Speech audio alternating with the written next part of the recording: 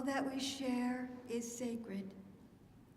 As we gather together, may we remember, when you share with me what is most important to you, that is where listening begins.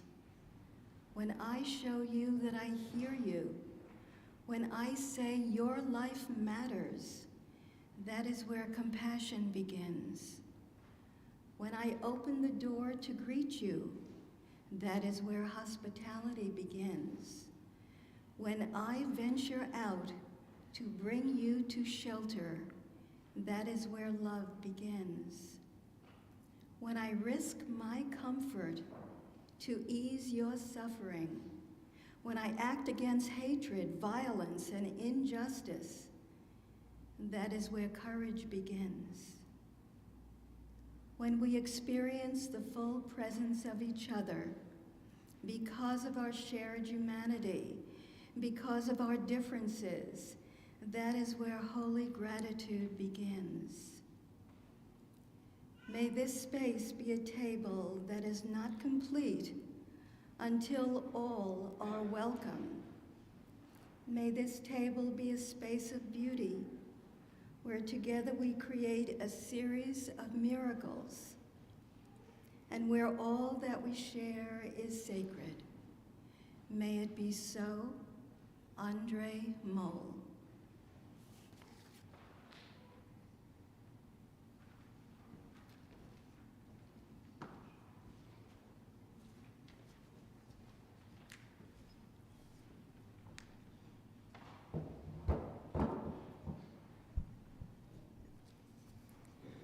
Good morning. This is a day where winter seems to be fighting with spring, but at least we know who wins. It's lovely to see you all here this morning, newcomers, longtime members, those returning, those watching online. I am Sue Ronke, and I'm glad to be your celebration associate today. Welcome. May we gather today and this year to nurture our connections, seek inspiration, and embrace change in these unpredictable times. Indeed, vulnerability is our theme for this month, but together we can find comfort and strength. If you're joining us for the first time, please visit our welcome table in the parlor after this service, or fill out a yellow card in your back of your pews and leave it in the offertory plate, or bring it to the table. After the service, you are invited to join us in the parlor for coffee and conversation right through these doors. If you prefer a quieter space, you can also stay in here in the sanctuary. Take a moment to read the announcements in your order of service. We do have one special announcement from the Purple Hat.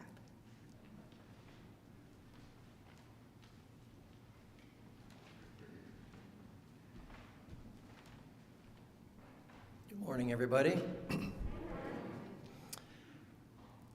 So I am Matt Hare. I'm Chair of Stewardship, and I want to just point you to the growing number of colorful symbols indicating the number of households that have pledged.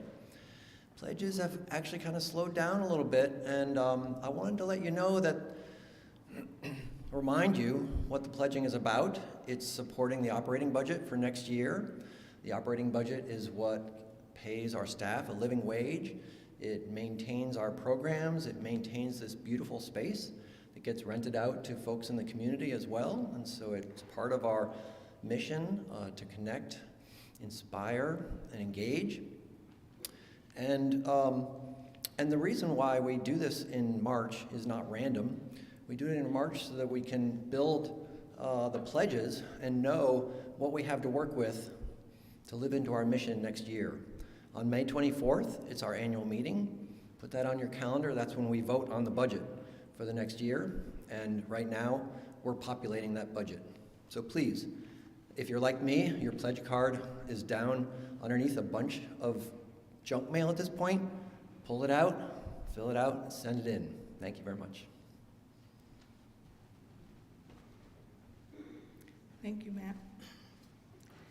Before we light our chalice, let's all take a moment to greet those around you.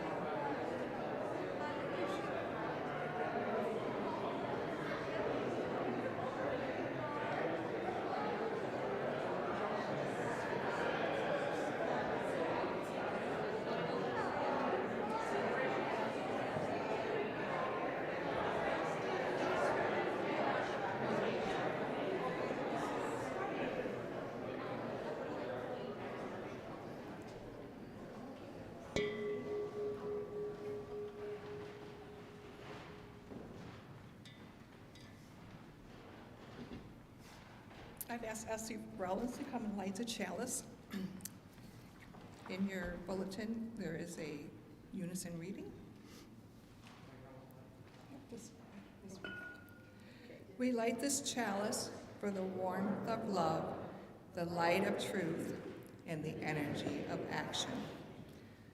The hymn is number 350, The Ceaseless Flow of Endless Time, and I'm going to attempt to lead this for you guys.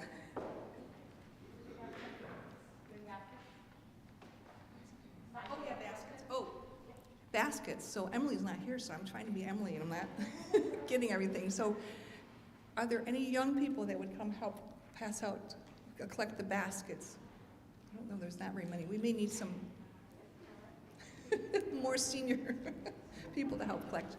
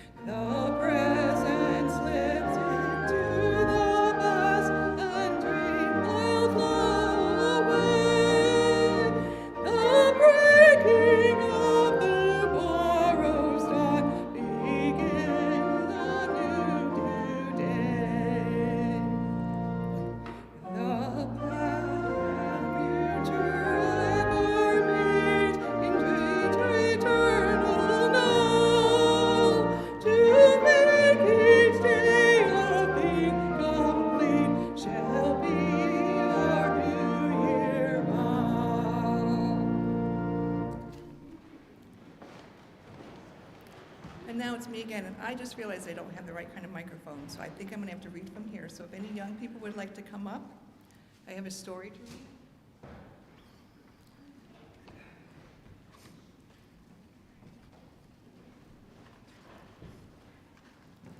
So this past spring, I drove my mom to Florida, and we took a little detour to the Legacy Museum, and I found this book there, and I thought I would bring it to share it with the congregation. It's called Don't Touch My Hair. I am Aria, and this is my hair. Can you see? Let's see the pictures.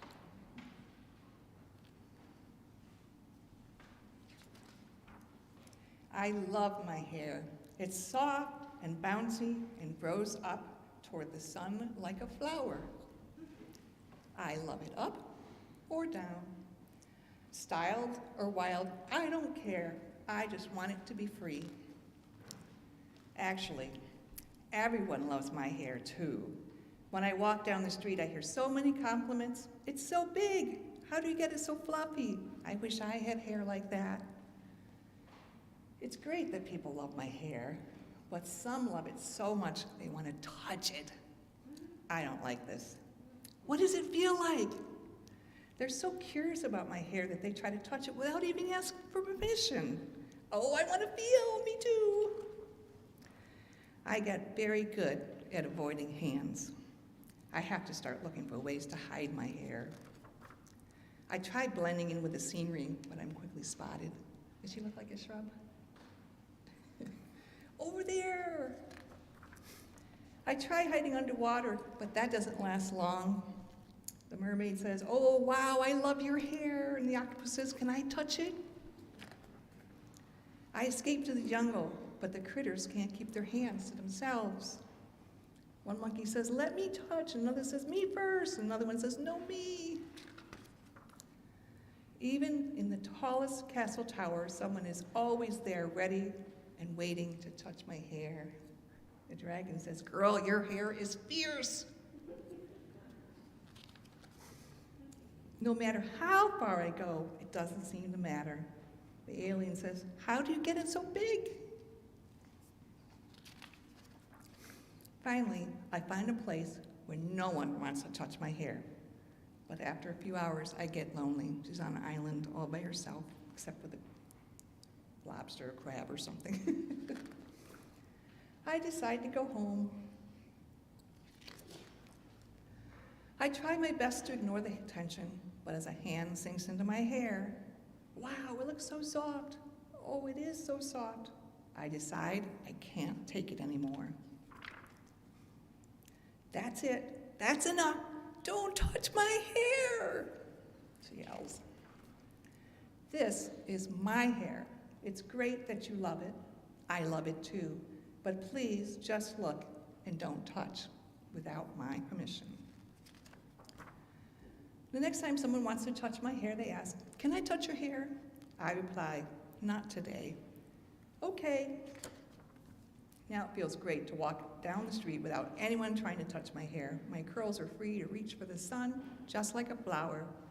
Some people still ask to touch my hair, but if I say no, they listen. "How are you today?" "Hello." But if you ask nicely, sometimes I say yes.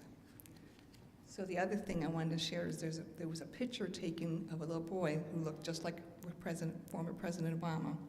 And the boy asked to touch his hair to make sure he was really like him. And that picture was the longest picture ever to be kept up at the White House.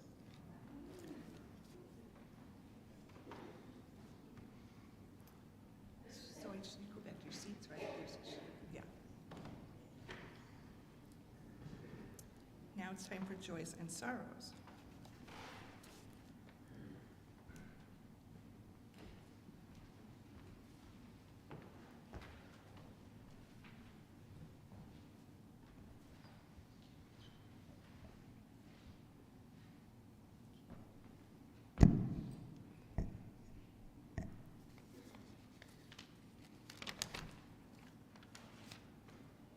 In a spirit of reverence, love, and care, we take time now to bear witness to some of the joys and sorrows of our community.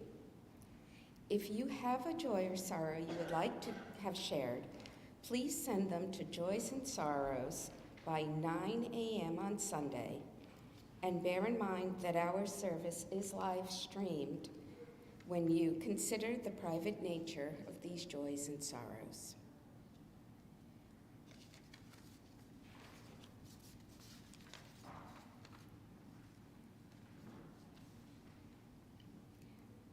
Joyce Hammonds, only sister of Beverly Hammonds and sister-in-law of Preston Wilson, passed away recently at her home in Missouri of natural causes. Marion P. Moulton McFeeters, 98, passed away on Saturday, March 4th at 3:30 a.m. here in Ithaca. A celebration of Jim Scaley's life will be held at the church this Saturday, March 25th at 2 p.m. Everyone is welcome. And there is an appreciation from Matt Hare. Matt says, as chair of stewardship, I get to wear the purple hat and have a public role encouraging our pledging generosity. He says, I'm just the visible part of a dedicated stewardship team. And this year we had a lot of extra folks help stuff and lick envelopes. Thank you. My special thanks goes to Michelle Waffner, our office manager, who is so organized. She often had important stewardship things done before I thought to even ask for them.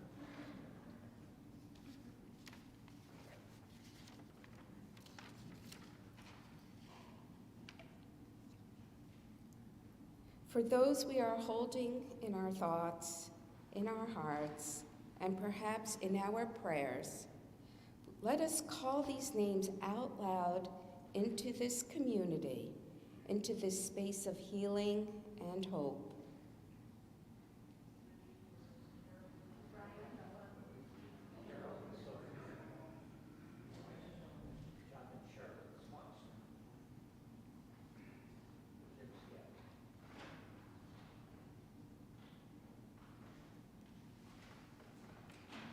for those we are holding in our thoughts, in our hearts, and sorry. We extend loving kindness to all in our world. And let us not forget to extend loving kindness to ourselves. Today, tomorrow, and beyond, may our hands be outstretched in kindness, and let us keep showing up to our lives and to each other with an open heart, no matter what. Love and courage to us all. Blessed be.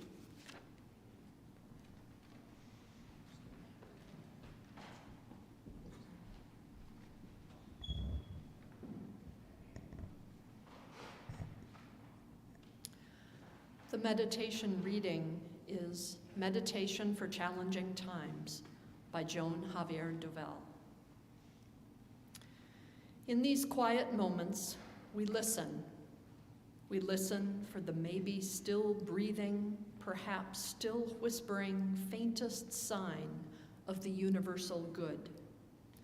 We listen between the cacophony of distractions pulling us toward untruth and falsehood. We listen amidst the shrill cries of desperation, of "we've had enough," of "when will they stop killing my people," of "how much more will the waters rise," of "when will it be safe to return to my home," of "how much longer can I hang on." We listen and we wait.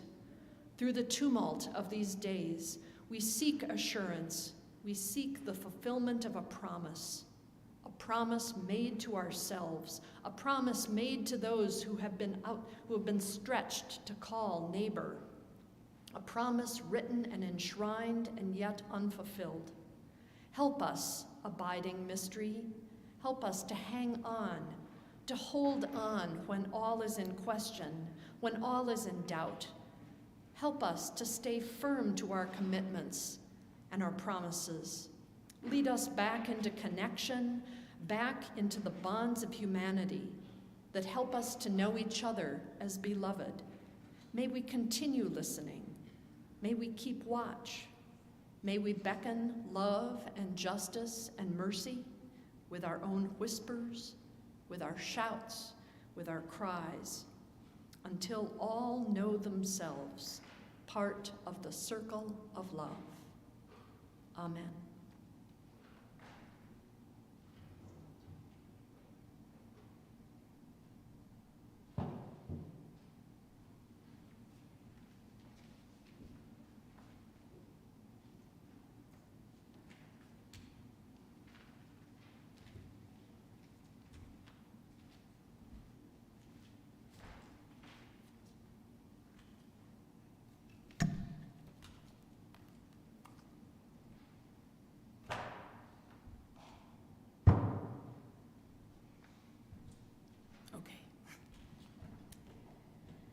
Do you ever have one of those mornings when you rise nicely early and by the time you get where you're supposed to go, you want to go back to sleep? That's this morning for me. This month is about vulnerability. What I thought was that the simplest and maybe perhaps most frustrating, thank you, most frustrating, I knew why you were coming, you see.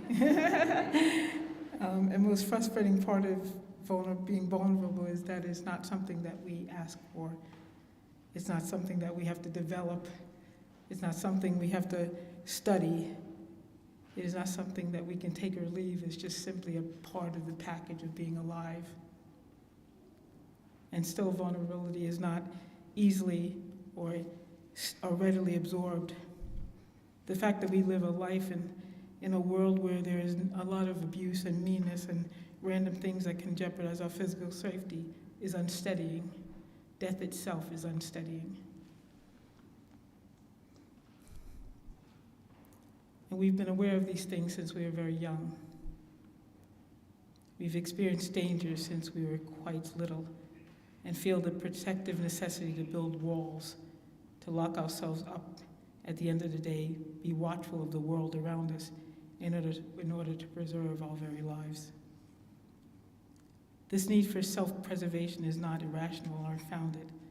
The problem enters when we do not remember or know how to put down the walls, even in situations that pose no threat. And often we lose the capacity to discern between who needs these walls to be built, when we need to build these walls, and when we do not. Our muscles get so accustomed to holding up the walls, we forget to relax them. Our minds get so used to keeping out harm that we do not necessarily distinguish well between what is truly harmful and what is not. This defensive, guarded emotional posture makes us feel that even the slightest discomfort is equivalent to harm and danger, and that is a destructive fallacy.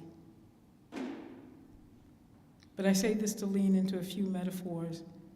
When we erect prisons for those things to keep things out, we also are locking ourselves in. When we shackle ourselves to fear, that fear shackles us.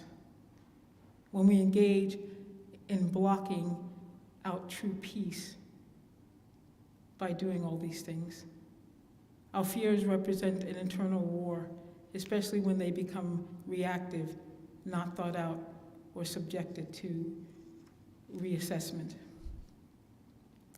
There's a chart that outlines 4 different types of vulnerability that comes up over and over again when it's searched. And these vulnerabilities are specific to human interactions with the world. There are many types, some relevant to government, technology, military, defense, to disaster, but I'm focusing on 4 of them. Physical vulnerability, social vulnerability, economic vulnerability, and environmental vulnerability. Each of these vulnerabilities are not only defined by their effect on us, but how we react to their effect, which in turn can create further vulnerabilities, irrational behavior, consistent fight or flight response patterns, the inability to trust anyone or any system. This is in many ways not news or rocket science. So what I want to drift into is another type of vulnerability, one that is not listed in the 4 or 20 or 10. I'll begin by saying that I often attempt to move us away from the negative relationships we have with language and words and meanings, which is an ever-growing part of our culture. It worries me how so many words have become inflammatory. This relatively new negative relationship with words limits the beautiful use of language itself. It ignores that most words have multi-definitions and uses. Remember those numbers and the list of definitions under one word. This relationship also sets us up to feel that even emotionally neutral words and neutral definitions carry some kind of traumatic weight, forsaking the ability and the intelligence we have to use context to carry the weight of what is being said, to consider the source, to ask, what do you mean? I once used the expression to be held accountable, and the person I was speaking to gasped and almost fainted.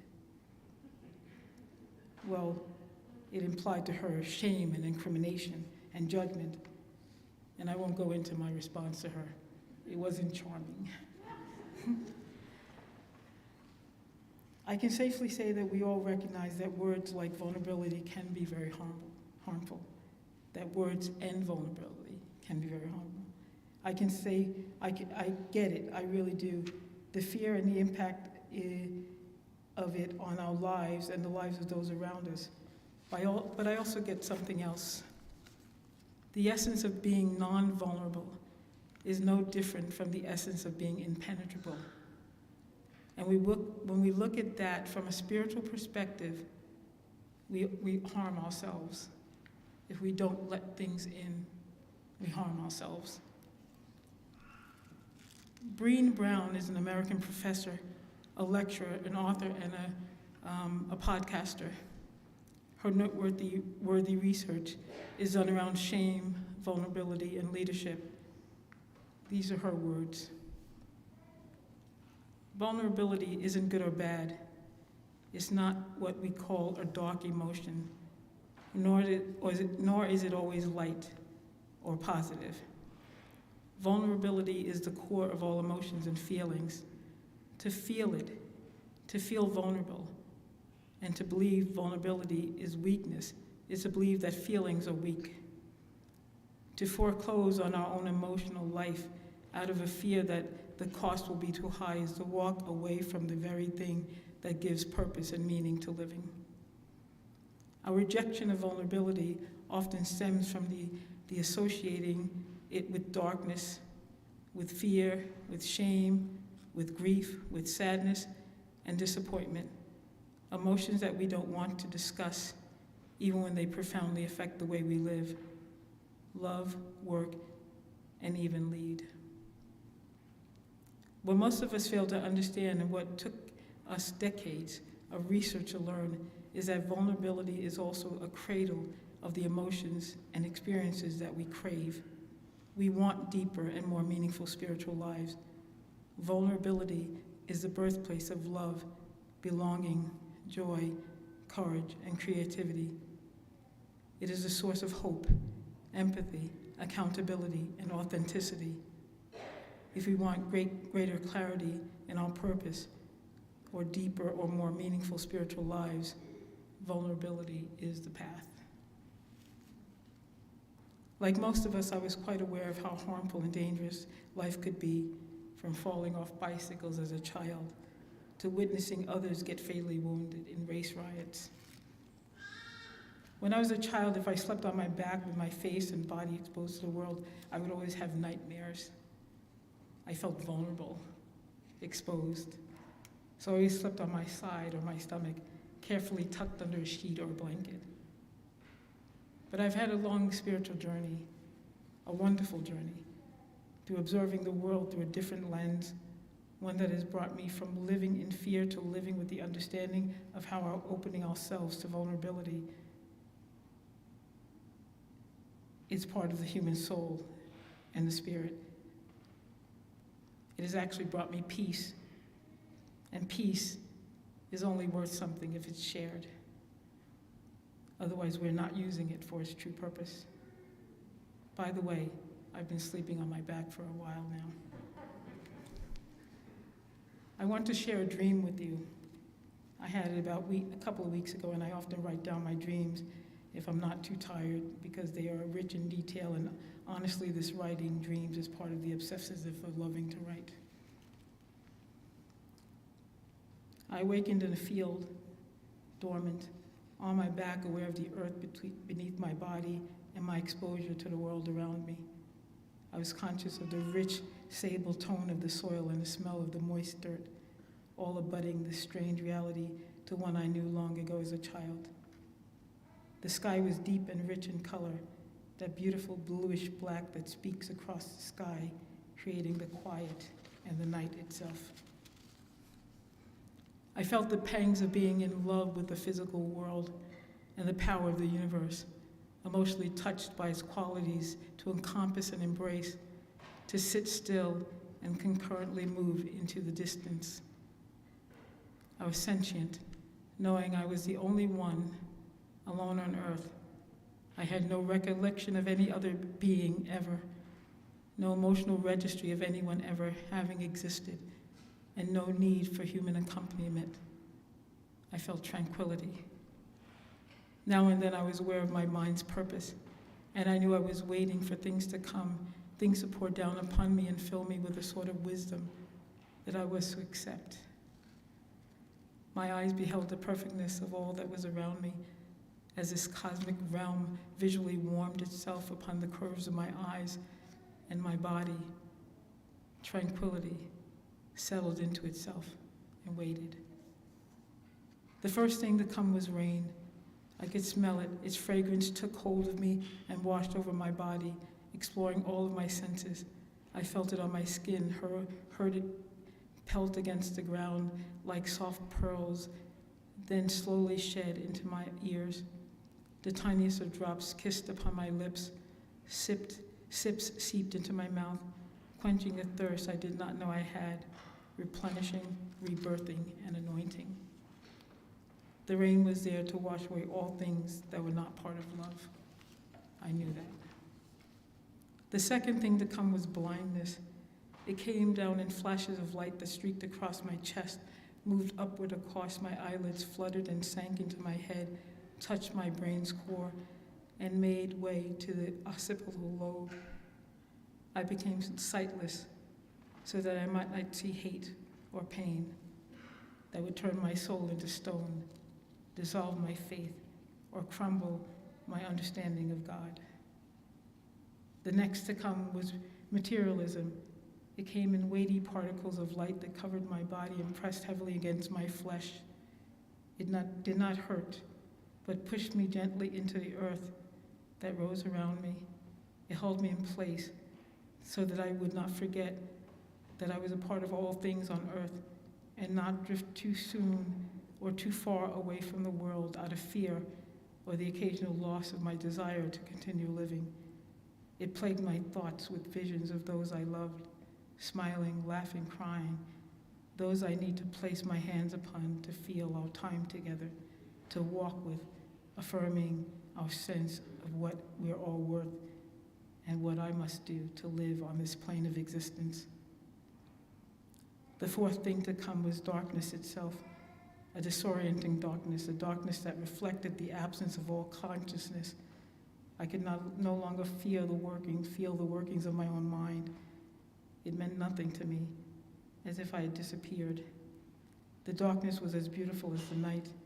It was a space where I had been before all things came into being, a place of utter aloneness somewhere before my conception. I was again at peace, knowing it was the same place where all things begin again. There's a space of disconnection, yes, possibility. I was instructed to fill in the space and the darkness with the wisdom of all the other things that came. The fifth thing to come was sleep, a calming sleep, empty of thought that led me back into awakening, back into the present time, into my bedroom, to the early morning light, feeling the remnants of everything I had taken in, feeling vulnerable, but assured, feeling the power of knowing how to live.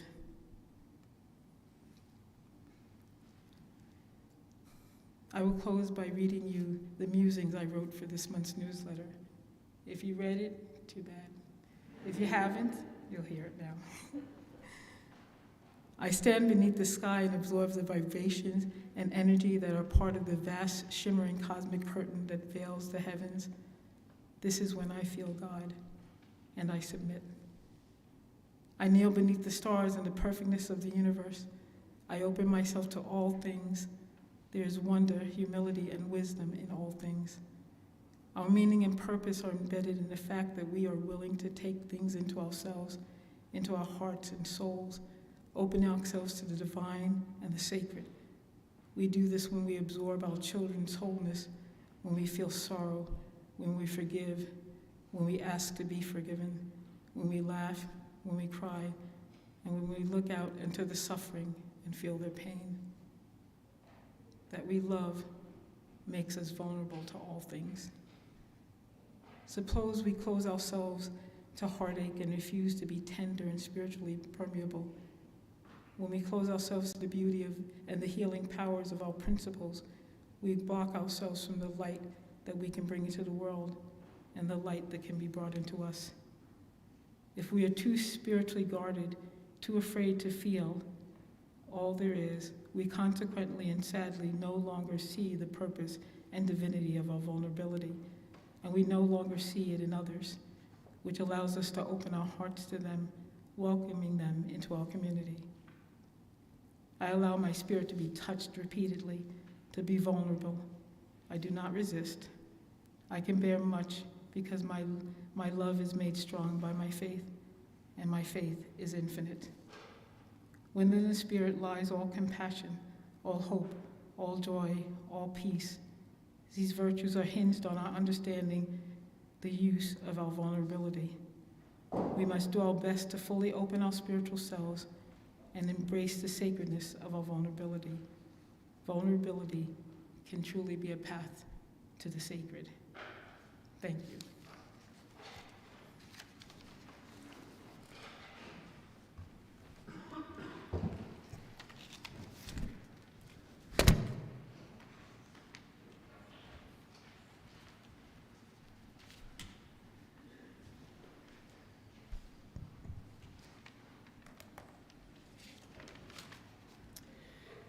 Each week, we take an offering to sustain the important ministries and programs of this congregation and its presence in Ithaca.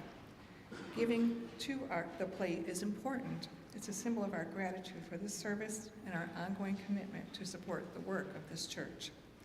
For those watching remotely, instructions for giving using your phone or computer will appear on your screen during the offertory music and in the information below the live stream image in YouTube. For those attending in person, our ushers will pass the plate.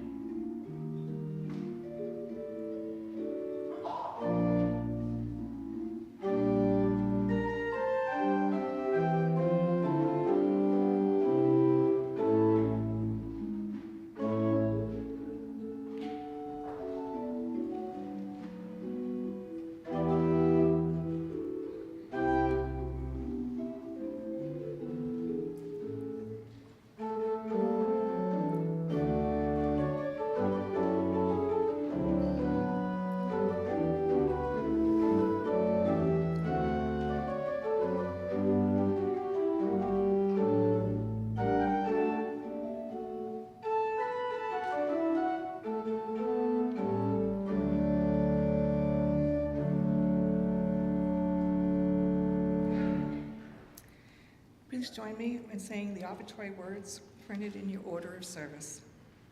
May these gifts bring about connection, inspiration, and engagement within these walls and beyond. The closing hymn is number 205, Amazing Grace.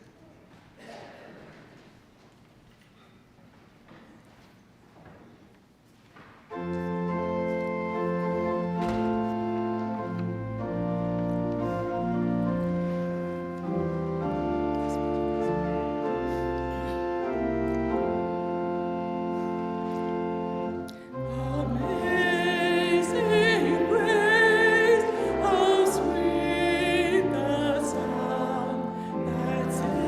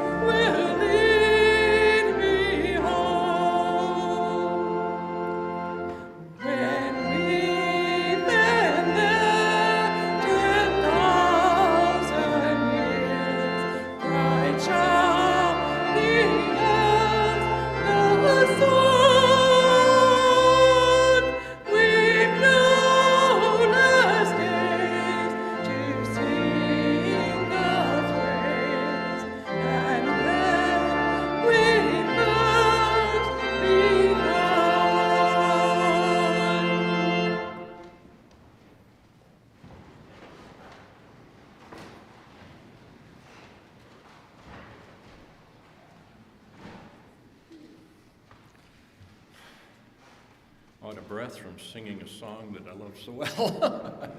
Closing Words by Gary Kowalski, who was with the Unitarian ministry at Taos, New Mexico. Gathered in our varied faiths, we give thanks for the blessings of world community as we share our common dream. Homes and schools where children thrive, neighborhoods that are safe and clean, a city rich in colors and cultures, an economy where no one is expendable, a beloved community where rich and poor alike have access to the opportunity for a dignified and productive life. Churches, mosques, synagogues, and temples, where our deepest hope is to be of service to a hurting world. Enable us, as we leave this place, to carry forth this prayer into the coming week. Turn our thoughts toward charity, our hearts toward justice, and our hands toward the work of peace. Shalom and amen.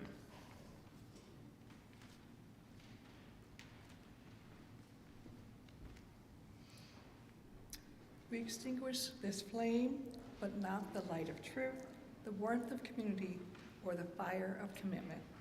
These we carry in our hearts until we are together again.